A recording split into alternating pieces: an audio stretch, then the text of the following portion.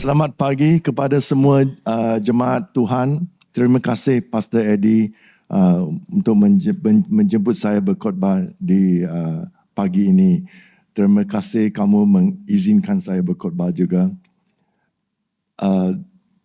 Kali ini pertama saya berkhotbah dalam bahasa.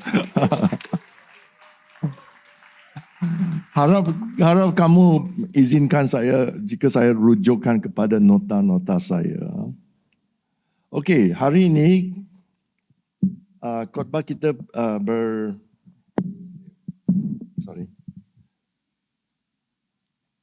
Okey. Hari ini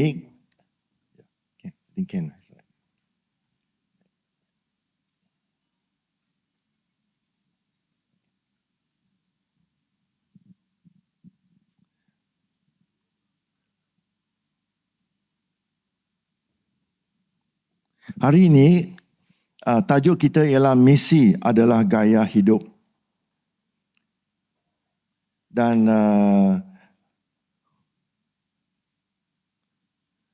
tajuk kita hari ini ialah misi adalah gaya hidup. Dan saya akan membahagikan perkongsian saya kepada 4 bahagian. Apakah yang kita faham tentang misi? Nombor 2, bagaimana kita mempersiapkan untuk misi? Ketiga, misi adalah gaya hidup kita. Dan 4, kita akan tengok beberapa bidang aplikasi praktikal. Okey, kita merujukkan Alkitab. Misi adalah gaya hidup. Rujukan Yohanes 17 ayat 14 ke 18. Jika kita ada Alkitab online pun boleh pakai. Kalau tidak, ada buku Alkitab by Pew Bible. Siapa nak ada Pew Bible boleh angkat tangan, di belakang sana ada. Pew Bible ini AVB. Saya pun gunakan AVB. Okey, saya akan baca. Dan kamu boleh baca dari online atau Pew Bible. Ayat 14. Setelah ku sampaikan, ini doa Yesus kepada Allah Bapa untuk murid-muridnya. Setelah ku sampaikan firman-Mu kepada mereka, dunia membenci mereka kerana mereka bukan dari dunia ini. Seperti aku juga bukan dari dunia ini. Aku tidak memohonmu untuk mengeluarkan mereka dari dunia ini. Aku memohon semoga engkau melindungi mereka daripada si durjana. Sebagaimana aku bukan dari dunia ini, begitu juga mereka. Sucikanlah mereka dengan kebenaran-Mu. Firman-Mu adalah kebenaran. Aku mengutus mereka ke dunia sebagaimana engkau mengutusku ke dunia. Mari kita berdoa. Biarlah kata-kata saya dan renungan hati kita semua di sini dipimpin oleh Tuhan. Serta biarlah ajaran firman Tuhan menjadi panduan bagi kehidupan kami. Di dalam nama Yesus. Amin. Okey. Idea utama, misi bermula di tempat Tuhan yang sudah menempatkan kita.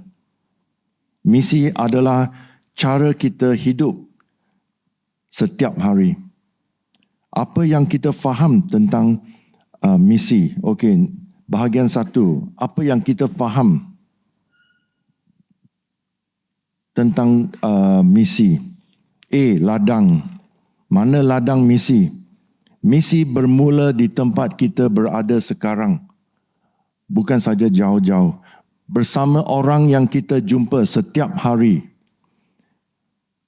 Matius bab 5:14, Kamulah ialah cahaya. Kamulah cahaya dunia. Biarlah terangmu bercahaya di hadapan manusia, supaya mereka melihat perbuatanmu yang baik, lalu memuliakan Bapamu di syurga.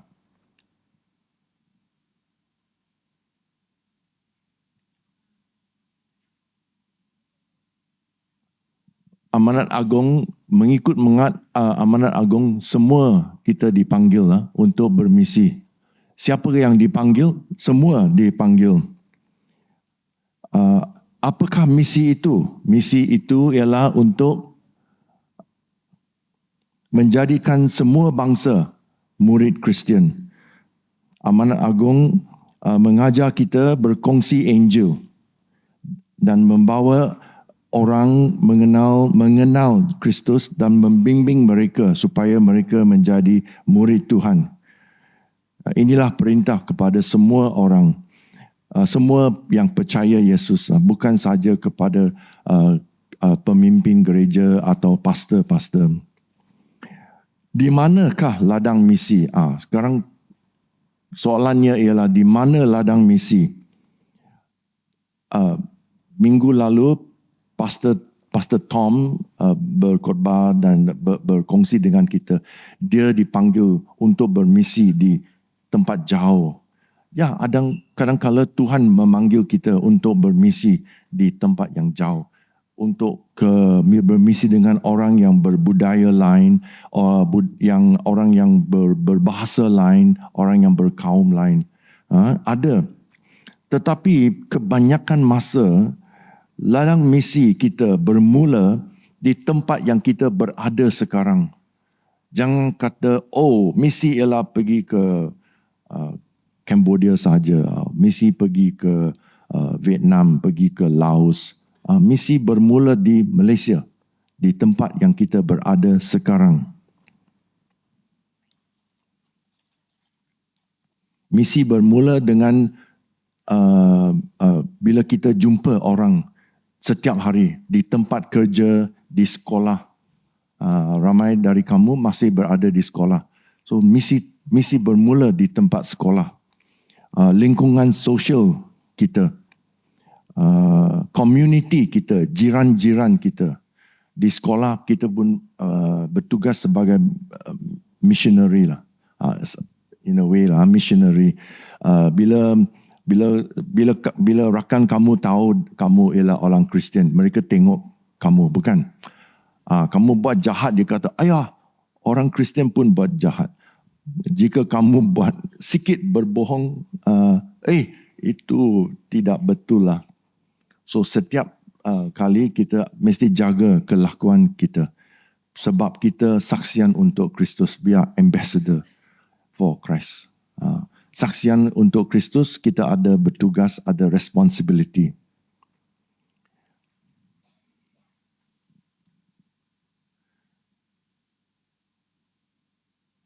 Bagaimana kita mempersiapkan untuk misi? So, kita dipanggil untuk bermisi sekarang. Tetapi walaupun bermisi sekarang, kita pun boleh mempersiapkan diri. Sebab Tuhan akan panggil kita untuk bermisi sekarang di sekolah, nanti di tempat kerja. Nanti kita tak tahu, tapi kita perlu mempersiapkan diri dulu. We don't know what will happen. Di mana Tuhan akan panggil kita, tapi kita boleh mempersiapkan diri dulu. Yesus kata, kita bukan milik dunia ini, tetapi hidup di dalam dunia. Sucikanlah. Yohanes 17:16, sucikanlah mereka dengan kebenaran. Firman-Mu ialah kebenaran. Adakah kita baca firman Tuhan? Kita mesti sucikan dengan firman Tuhan, dibentuk oleh ajarannya. Bagaimana kita bagaimana kita boleh disucikan? Dengan belajar firman Tuhan, mengikut ajaran Tuhan. Kita hidup di dunia, tetapi kita bukan, kita tidak boleh hidup mengikut menurut nilai dunia. Nilai hidup kita dibentuk oleh firman Tuhan. Kita seperti sebuah kapal. Saya hendak gunakan satu gambaran. Kita macam kapal. Kapal di laut dikelilingi oleh air, tetapi air tidak boleh masuk dalam kapal. Jika air masuk dalam kapal, kapal itu akan tenggelam. Kita hidup di dunia, kita bekerja di dunia, kita belajar di sekolah-sekolah, kita berkawan, kita bersenaman, kita menggunakan social media, media sosial. Kita mengambil bahagian dalam aktiviti-aktiviti di dunia. Tetapi kita tidak boleh membiarkan nilai-nilai dunia yang jahat, tabiat-tabiat dunia yang tidak sihat untuk masuk ke dalam nilai kita. Tidak boleh benarkan. Macam mana kita boleh tahu apa tabiat yang tidak sihat, apa nilai-nilai yang tidak baik? Belajar Alkitab. Belajar firman Tuhan. Jika kita membiarkan itu nilai dunia masuk, kita akan menyebabkan kebocoran kepada kapal kita. Dan kapal itu akan berada dalam bahaya untuk tenggelam.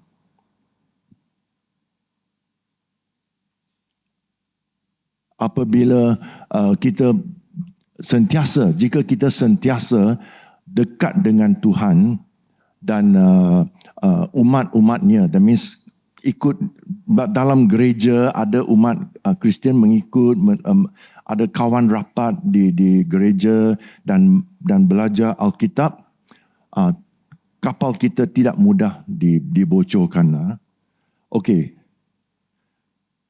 Bagaimana kita mempersiapkan untuk bermisi? Saya nak gunakan gambaran inilah. Kita percaya kepada hikmat Tuhan. Jangan persendian bangga. Oh, saya tahu semua. Tapi kita mesti percaya kepada hikmat Tuhan. Okay? Saya gunakan cerita ini. Kamu tahu kapal Titanic? Siapa tahu kapal Titanic? Cerita kapal Titanic? Oh, okey, bagus. Kamu tahu, okey. Tahukah? Ada tengok wayang gambar lah itu. Leonardo, apa itu? DiCaprio. Ya, okey, cerita ini kamu sudah tahu. Tapi itu cerita benar. Bila Titanic dilancar pada tahun 1912, ia dianggap sebagai kapal yang paling moden, yang paling canggih dan mewah, paling seronok untuk berlayar dalam. Very luxurious, luxury liner. Dan kukuh. Dan ramai orang kata kapal ini, wah, begitu besar, begitu kukuh. Tuhan pun tidak boleh tenggelam dia. Orang yang bina kapal itu, yang design kapal itu, mereka sudah terlalu bangga dan terlalu yakin atas kebolehan mereka. Mereka tidak lengkapi kapal itu dengan cukup bot penyelamat. Kamu sudah tengok wayang, kamu tahulah. Bot penyelamat tidak cukup. Tak apa. Kapal ini boleh dilancar dan pada awal malam tragedi itu, kamu tahu cerita lah, ada tragedi lah.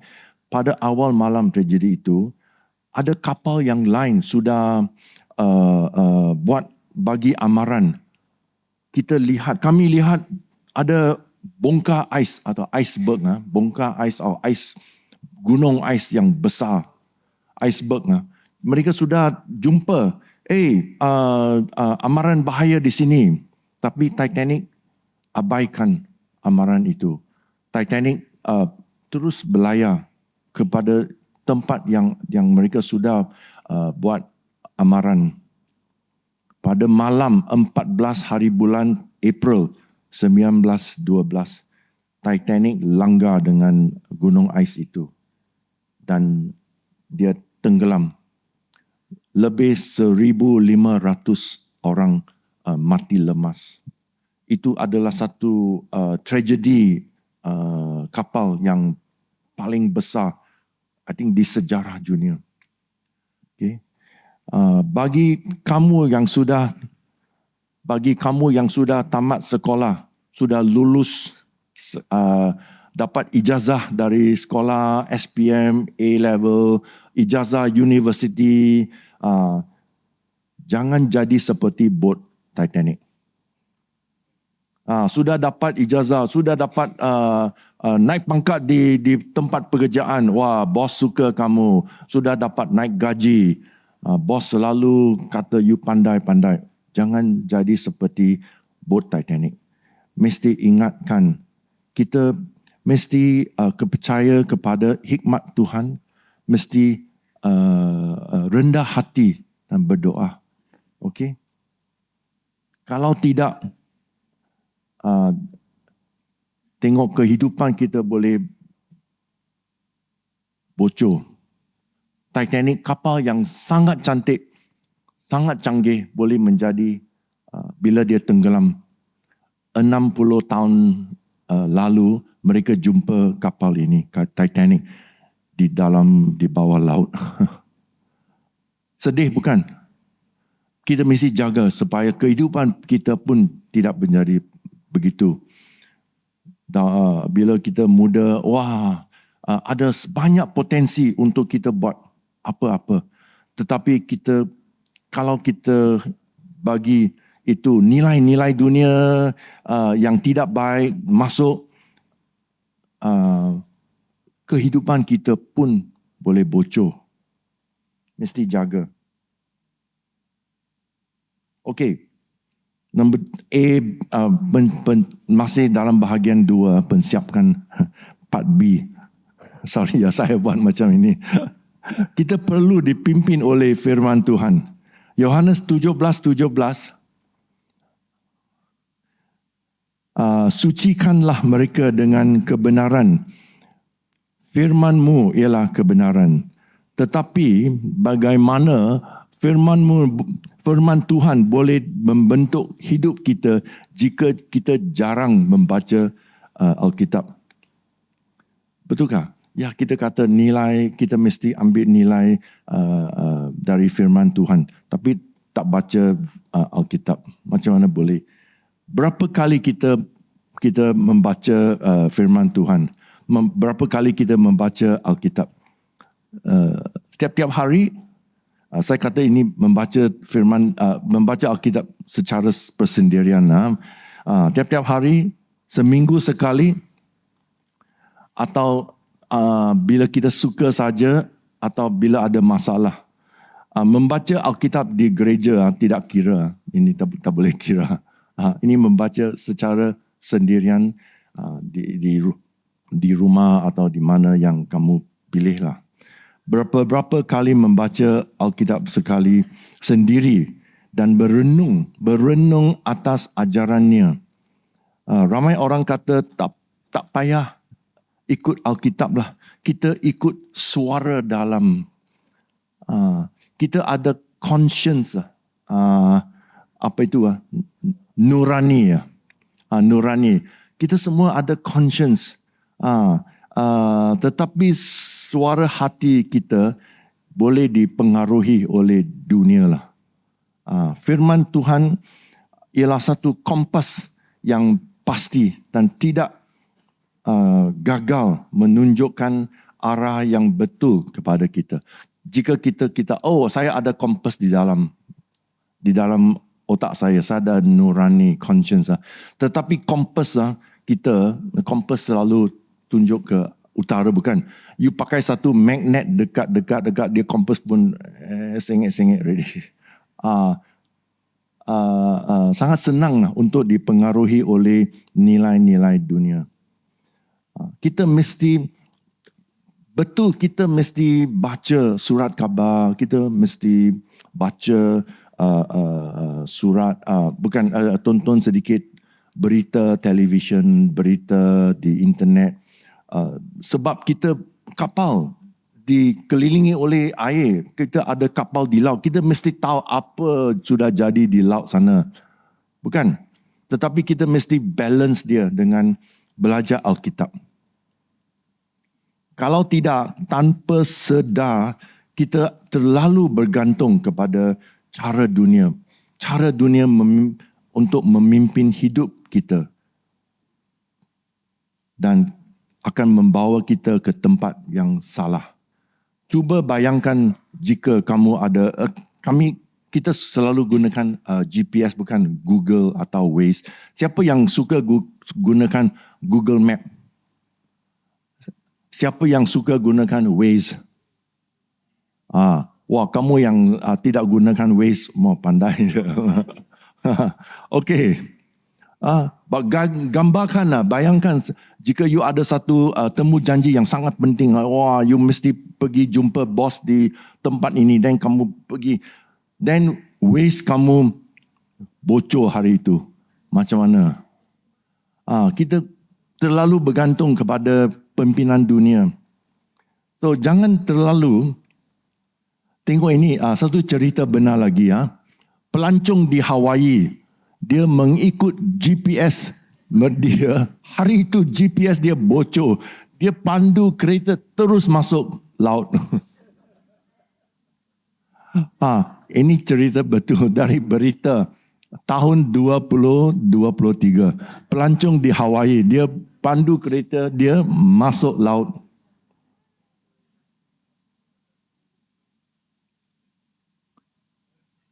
Soalan yang kita perlu tanya, navigasi sistem apa yang kita gunakan? Ya, kita mesti baca surat khabar, kita mesti tahu apa yang berlaku. Tetapi penting kita pun mesti bergantung kepada ajaran firman Tuhan, berdoa dan mengikut ajaran Tuhan. Tuhan, part C sekarang, part C. Tuhan boleh menggunakan segala pengalaman hidup kita. Jangan kata, saya dari kampung kecil sajalah, tak ada pengalaman banyak. Tapi Tuhan boleh gunakan segala pengalaman kamu. Tiap-tiap orang di sini ada pengalaman yang unik.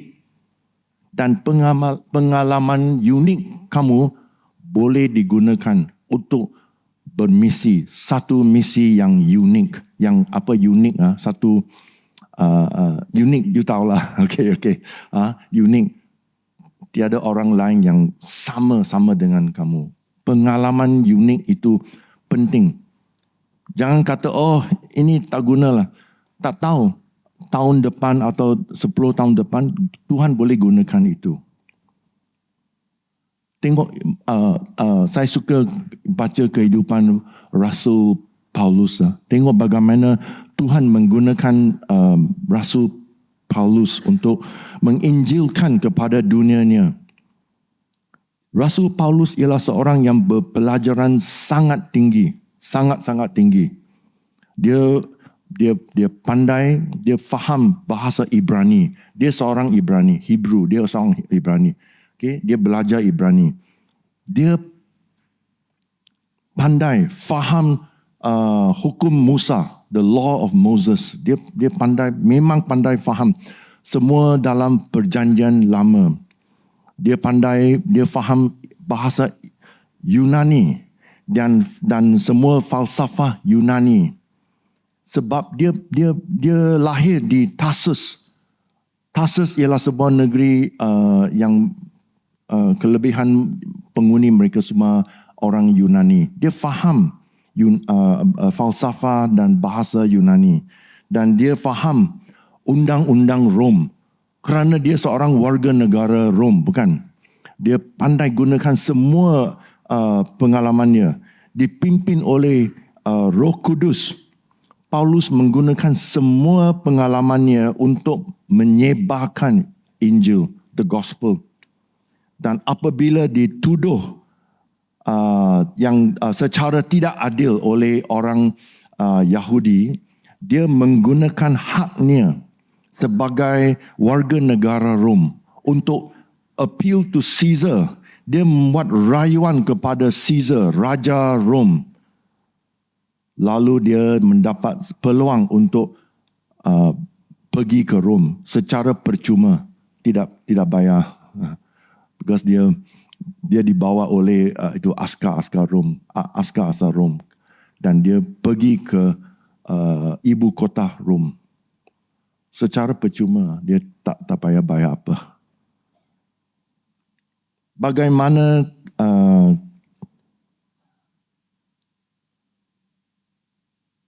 Bagaimana Tuhan boleh gunakan semua pengalaman kamu.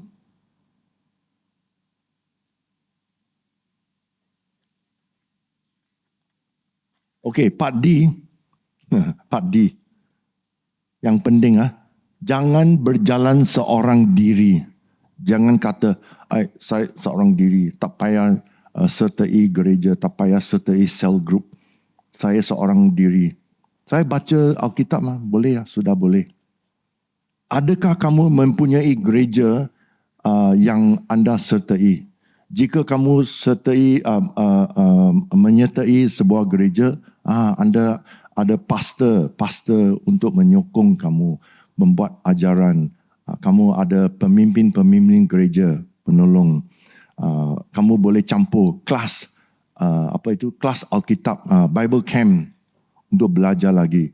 Kamu boleh campur camp keluarga macam kita baru ada di Bentong, camp keluarga untuk dapat support untuk dari ramai rakan-rakan.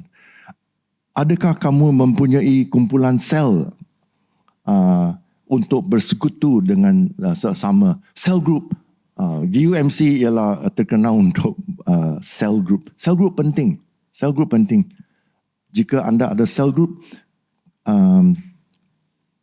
kamu boleh buat persahabatan yang lebih rapat dan boleh berkongsi perkara-perkara yang lebih lebih peribadi personal cell group. Gereja besar susah nak kongsi peribadi, tapi jika ada cell group lebih senang. Ingat cell group rakan-rakan ini boleh jadi bot penyelamat. Bila Titanic, bila kamu kena satu kecemasan, ada bot penyelamat kita mesti panggil bot penyelamat. Cell group yang pertama. Bukan saja cell group, tapi cell group boleh jadilah bot penyelamat. Adakah kamu mempunyai seorang yang seperti mentor? Sahabat atau sahabat rohani. Susah kita tidak mudah untuk mencari seorang mentor. Tetapi dalam kumpulan sel, kamu boleh menemu beberapa sahabat rohani yang kamu boleh jadi kawan yang rapat, boleh belajar bersama. Okey, sekarang saya pergi ke bahagian yang ketiga.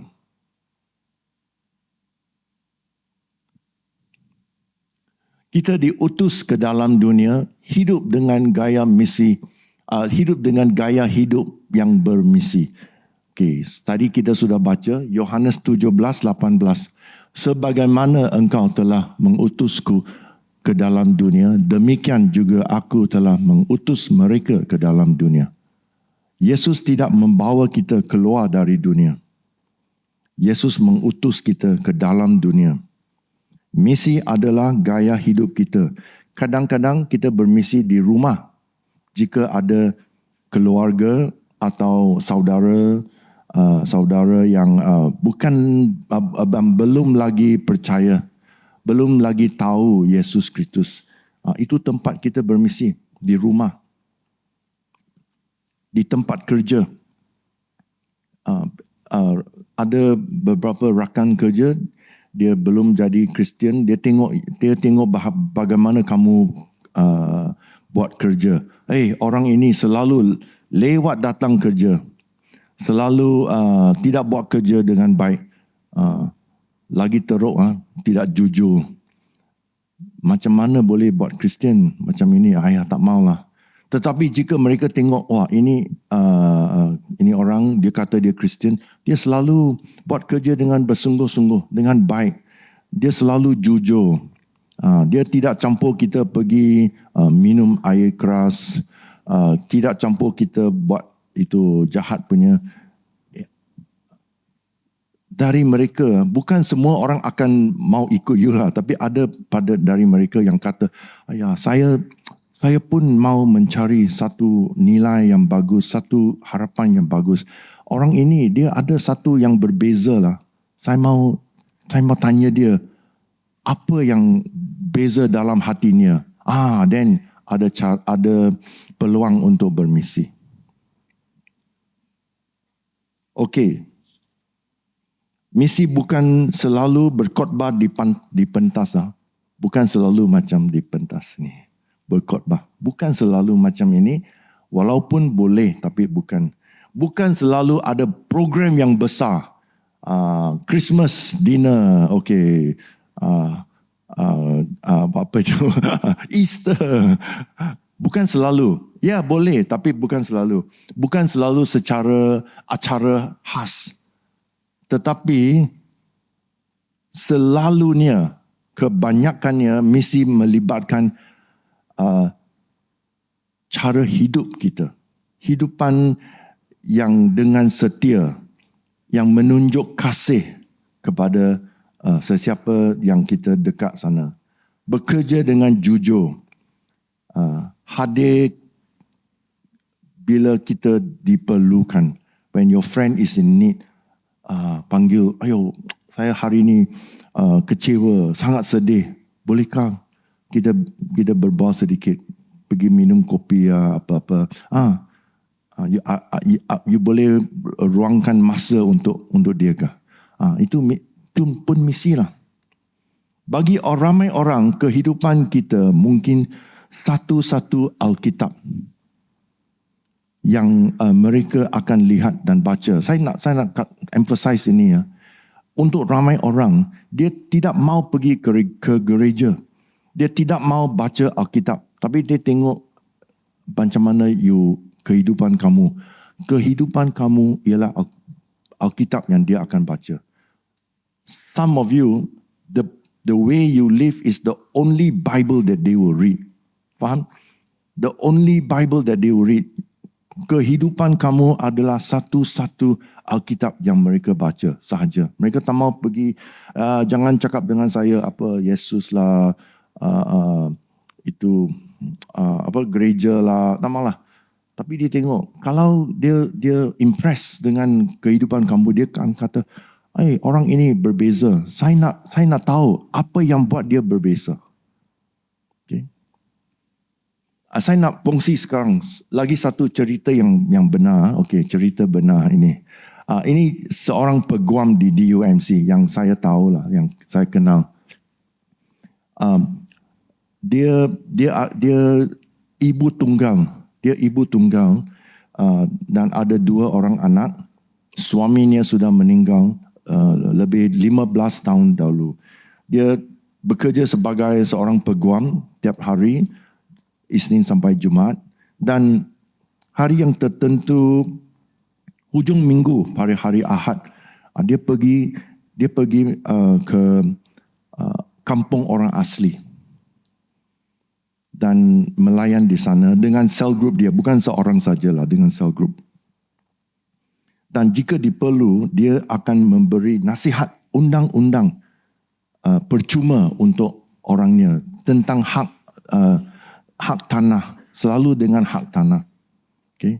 Dia pergi, dia buat pro bono, free, percuma, nasihat undang. Sebagai peguam di office dia, kadang-kadang ada klien atau pelanggan, kita panggil pelanggan, tapi bila ada peguam dia panggil klien, lebih canggih sikit. Klien, jika doktor dan jadi pesakit, tapi orang biasa kita panggil pelanggan. Tapi okey, Ada kadang-kali klien dia datang dengan masalah bukan undang-undang tapi dia masalah persendirian. Klien dia datang, saya ada masalah keluarga, masalah perniagaan, masalah apa-apa. Dan beliau akan dengan rakan-rakan Kristian dia akan beri nasihat percuma lah. Nasihat dan selalu boleh membantu dan selalu berdoa untuk mereka di office dia. Berdoa untuk buat dia comfort lah, senang hati dia. Ini adalah bermisi, gaya hidup bermisi. Dia kerja di office dia, dia bermisi di office dia. Okey, saya sudah bagi sedikit-sedikit contoh. Sekarang saya nak ke bahagian 4. Kita akan tengok sedikit bidang aplikasi yang praktikal. Kita akan bincang sedikit. Bukan semua lah, tapi sedikit saja. Tapi sebelum kita bincang itu bidang aplikasi, tengoklah nasihat Rasul Paulus kepada Kristian di Filipi. Jika ada Alkitab, boleh rujukan kepada Filipi. Bab 4 ayat 8. Akhir sekali, saudara-saudaraku, apa sahaja yang benar, apa sahaja yang mulia, apa sahaja yang adil, apa sahaja yang suci, apa sahaja yang indah, apa sahaja yang dipandang tinggi, jika ada sesuatu yang baik dan jika ada sesuatu yang terpuji, tumpuhkan fikiran kepadanya. Okey, ini adalah satu prinsip umum, a general principle, macam mana kita boleh gaya hidup misi. Ini adalah nasihat, ini adalah satu nasihat umum. Bukan sahaja untuk orang Kristian berfikir dan bukan sahaja berfikir tetapi bertindak. Apa yang boleh memuliakan Tuhan, apa yang bring honor to God, apa yang akan memuliakan Tuhan. Okey, saya pilih tiga bidang saja. Practical aplikasi. Cara mengajar kanak-kanak di sekolah. Okey, di sini ada cikgu di sekolah kah? Tidak. Ada cikgu sekolah minggu.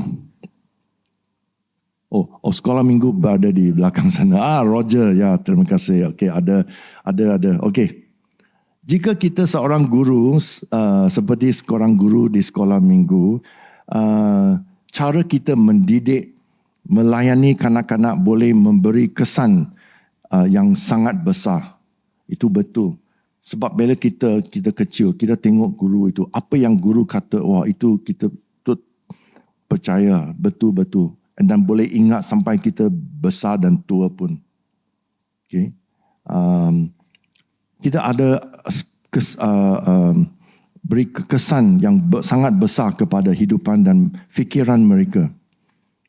Dan juga kita boleh beri kesan kepada ibu bapa mereka. Kalau ibu bapa mereka tengok, anak saya pergi ke sekolah minggu itu, itu bagus. Mana gereja ini yang saya pun mau pergi. Apabila kita melihat kanak-kanak berkelakuan yang tidak baik di sekolah minggu, adakah kita hanya menyuruh mereka, diam. Jika mereka sangat nakal dan sangat bising, adakah kita sanggup mengambil usaha untuk memahami jika mereka ada masalah di rumah atau masalah yang kita tidak tahu? Bila saya disandarkan, saya boleh ingat satu khotbah dia pastor. Pastor itu khotbah bila dia seorang guru sekolah minggu. Dia tengok ada satu kelas budak itu sangat nakal. Selalu bergaduh-bergaduh dan selalu gunakan bahasa yang kasar. Ini budak kecil lah, bukan belum lagi teenager, budak kecil. Dia selalu gunakan bahasa kasar. Hayya, awak bodoh lah you. Awak jahat lah you. Awak hantu lah you. Dan dia terperanjat, dia tanya kanak-kanak itu, di mana kamu dengar perkataan macam ini? Kanak-kanak menjawabnya, di rumah lah ibu bapa saya selalu bergaduh, gunakan perkataan macam ini. Dan dia faham kanak-kanak ini ada masalah di rumah. Ibu bapa mereka selalu bergaduh. Dan dia buat apa? Okay, dia ada follow up dengan dia. Kita harus understand, faham kalau kanak-kanak itu ada masalah yang lain. Dan hati kita ada hatilah untuk tolong mereka. Cara kita belajar atau bekerja. Okay, di sini ada masih dalam sekolah bukan? Dan bekerja. Ramai antara kita masih bersekolah, ada kita belajar dengan bersungguh-sungguh. Ada kita menghadiri kelas tepat waktu, on time, atau pergi atau selalu lewat. Kita menyiapkan kerja rumah, do we do our homework? Kerja rumah ada siapkan, atau selalu buang masa saja. Lepaklah, pergi main bola. Oh, sekarang tidak main bola, main video games, media sosial, tengok TV, tengok YouTube. Adakah kita membantu rakan-rakan yang lemah dalam pelajaran mereka? Ini adalah bagaimana kita boleh bermisi. Jika kita mampu, kita faham pelajaran itu dan tengok, oh, rakan-rakan lemah, dia tak faham, kita boleh tolong mereka. That's the best opportunity, peluang yang baik untuk bermisi. Tapi bukan buat sajalah, because you want to evangelize saja. Bukan, you tolong dengan hati yang betul lah, yang tulus. Di antara kita yang sudah tamat sekolah dan bermula bekerja, bagaimana orang Kristian bekerja dengan berbeza. Kita dipanggil untuk menjadi berkat kepada orang di sekeliling kita. Baiknya jika bos kita selalu boleh kata dia seorang pekerja yang membawa berkat kepada syarikat ini. Then we become a good witness. Kita jadi saksian yang baik untuk Kristus. Okay. Nombor 3. Gaya hidup digital. Dalam dunia hari ini, kita banyak gunakan digital, online. Oleh itu, gaya hidup online sangat penting sekarang. Macam mana kita gunakan gaya hidup online?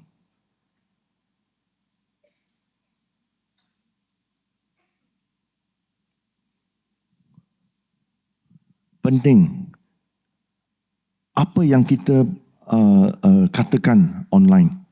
Apa yang kita post online? Apa yang kita komen? Ia menunjukkan sikap kita. Apa yang kita buat, post lah, komen, dia bina satu identiti atau satu persona kita di dunia online, di dunia talian. Okay? Adakah persona ini membantu membina identiti yang bermisi? Kalau kita selalu post perkara yang jahat, kita selalu mengkritik orang, kita kata buruk kepada orang, dan orang di talian, di online ada kata, oh, ini orang selalu buat kritik sahajalah. Persona sangat penting. Okay? Kalau post kami I think kita semua ada campur dalam satu WhatsApp group yang besar, bukan. Selalu dalam WhatsApp group yang besar, ada seorang yang selalu mengkritik. Dan kamu sudah berbosan lah. Ayah, orang ini selalu mengkritik. Kan? Ada kita yang mengkritik. Tanyalah. Okay? Ada orang yang selalu kata, dunia akan hancur lah. Perang dunia ketiga sudah hampir datang. Tak payah belajarlah. No, dunia akan hancur, dunia akan dibinasakan dan lain-lain. Selalu negatif. Komen yang negatif selalu dengan tidak ada solution.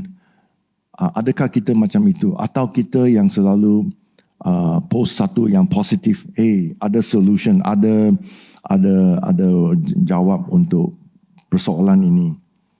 Bagaimana kita hidup bermisi dalam dunia digital?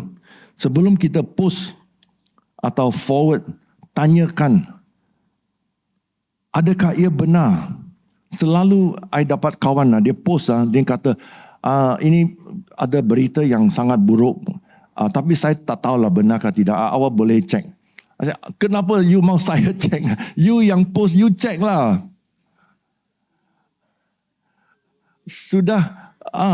Sudahkah saya semak sumbernya? You boleh, satu cara sangat senang ialah semak sumber post itu.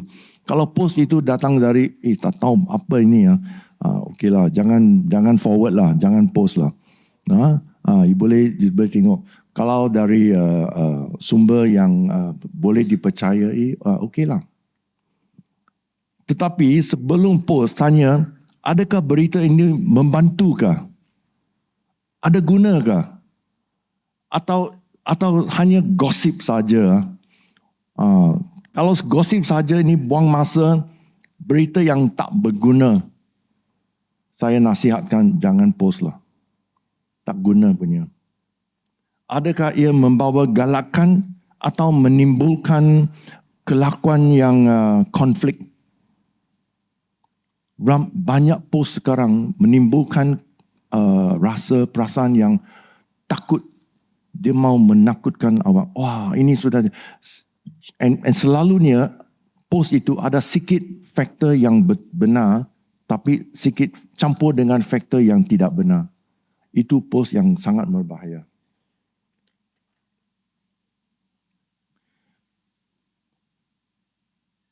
Okay, sekarang I just want to kongsi sedikit perjalanan pelayanan Pristine World lah yang saya buat. Tadi pastor sudah share.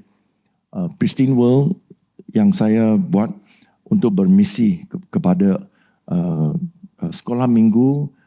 Dahulu ialah untuk sekolah minggu Inggeris, kemudian berjadi sekolah minggu banyak bahasa, Inggeris, bahasa Malaysia, bahasa Cina dan bahasa Myanmar jugalah.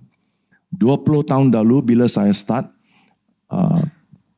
saya cari seorang pelukis, dia buat gambar Taman Eden. So dia cantik berwarna. Tapi sangat susah untuk buat dalam digital. Tapi 20 tahun kemudian, you tengok sudah ada banyak AI tolong membuat lukisan canggih untuk buat cerita lah. Dan 2 tahun lalu kami isteri saya dan saya dijemput ke Sandakan untuk berkongsi dengan cikgu-cikgu sekolah minggu Anglican yang seluruh Sabah, mereka berkumpul di Sandakan. Ini 2 tahun. Apa yang saya mau kata ialah perjalanan kita bermisi, kadang-kadang kita tidak boleh melihat tidak dapat melihat di mana Tuhan sedang memimpin. Tuhan memimpin, kadang-kadang memimpin kita. Bukan kadang-kadang, kebanyakan. Tuhan memimpin kita satu langkah demi satu langkah. Bila saya mula, satu buku saja, buku Kejadian untuk keluarga. Kemudian gereja Saint Paul di Anglican di Petaling Jaya. Dia ambil buku saya, dia buat buku untuk sekolah minggu. Dan saya pun tengok, wah, ada peluang untuk buat buku untuk sekolah minggu. Dan kemudian gereja Methodist Tract ambil buku saya dan anjurkan saya untuk buat terjemahan kepada bahasa Malaysia. Dan bermula saya buat terjemahan kepada bahasa Malaysia. Dengan pertolongan dari Tract dan juga SIB lah, SIB. Berapa tahun kemudian sekolah Kristian swasta gunakan buku Pristine World untuk kelas mereka, Bible knowledge lah. Dan sebelum COVID, kami melabur, invest dan berusaha untuk membangunkan e-pembelajaran. Mana tahu tahun depan COVID datang dan ramai banyak sekolah-sekolah menggunakan e-pembelajaran kami untuk ajar kelas mereka. So kadang-kadang misi kita juga begitu. Tuhan memimpin kita satu langkah demi satu langkah. Kita mesti taat dan percaya kepada dia, kepada Tuhan. Okey, saya nak sebagai penutup, saya nak cerita satu lagi kisah benar. Satu lagi kisah benar mengenai seorang cikgu. Ini cikgu sekolah minggu saya. Okey, yang membuat tempat kerja dia sebagai ladang misi. Okey, saya tunjuk gambar. Ini gambar hampir 50 tahun dahulu. Betul-betul. Saya ambil gambar ini di tempat di Sungai Pelik. Tapi saya tidak ada dalam gambar ini sebab dulu masa zaman dahulu tidak boleh buat selfie. Sekarang boleh buat selfie, wifi. Pada masa itu tidak boleh buat. Ambil satu kamera berat ambil gambar. Okey, saya nak kongsi dengan cerita ini. Cikgu saya itu Miss Yap. Kita panggil dia Miss Yap lah. Bila dia sudah kahwin, kita masih panggil dia Miss Yap. Tidak biasa panggil dia nama lain. Dia ajar di sekolah Kuala Lumpur, sebuah sekolah yang terkenal lah. Kemudian beliau dipindahkan, transfer ke sebuah pekan kecil, iaitu kampung halaman saya, Sungai Pelik. Saya dari Sungai Pelik, orang yang pelik. Beliau menerima pindahan itu dengan hati yang terbuka dan dia mula mengajar di sana. Ramai cikgu dari KL lah, bila dia terpindah ke pekan yang kecil, dia buat rayuan. Oh, tak maulah, saya sudah berkahwin lah, saya sudah apa-apa. Dia buat rayuan. Tapi cikgu ini dia ambil dengan hati yang buka. Okey, Tuhan suruh saya pergi ke Sungai Pelik. Saya akan pergi ke Sungai Pelik. Dia buka satu peta. Dia beritahu saya, dia buka satu peta, mana Sungai Pelik. Di Sungai Pelik dia sewa sebuah bilik yang kecil dan hidup gaya sebagai orang misi. Rendah hati dan mengajar bersungguh-sungguh. Ramai orang dari kampung dan pelajar sangat menghormati dia. Sangat menghormati dia sebab dia boleh lihat, sebab mereka boleh lihat kebaikannya lah, semua perbuatan baiknya. Di sekolah Sungai Pelik, beliau memulakan persatuan Kristian dan juga mengajar di sekolah minggu. Dalam 4 tahun, ramai pelajar menerima Yesus. Mereka dari keluarga yang bukan Kristian. Ramai pelajar menerima Yesus melalui pelayanannya. Dan lebih 10 daripada mereka belajar di seminari Alkitab. Salah seorang saya just cakap salah seorangnya sehingga hari ini masih menjadi Presiden Gereja AOG, Assembly of God. Pastor Eddie kenal dia, Pastor Ong, Reverend Ong, Pastor kenal. Dia masih Presiden Assembly of God. Jika you tanya dia, you boleh tanya dia, Reverend Ong, you kenal Miss Yap kah? Dia akan jawab, ayah, sebab dia saya menjadi Kristian. Lepas Sungai Pelik, Miss Yap melanjutkan pengajian PhD di sebuah universiti di London. Di London, dia memulakan pelayanan untuk pelarian Vietnam. Masa itu ada ramai pelarian Vietnam, boat people, the Vietnam refugee, pelarian Vietnam. Ramai pelarian Vietnam telah diberkati melalui pelayanan Miss Yap dan menjadi Kristian. Kemudian Miss Yap pergi ke China dan melayani di sana 13 tahun. Dia buat universiti di China sebagai ladang misinya.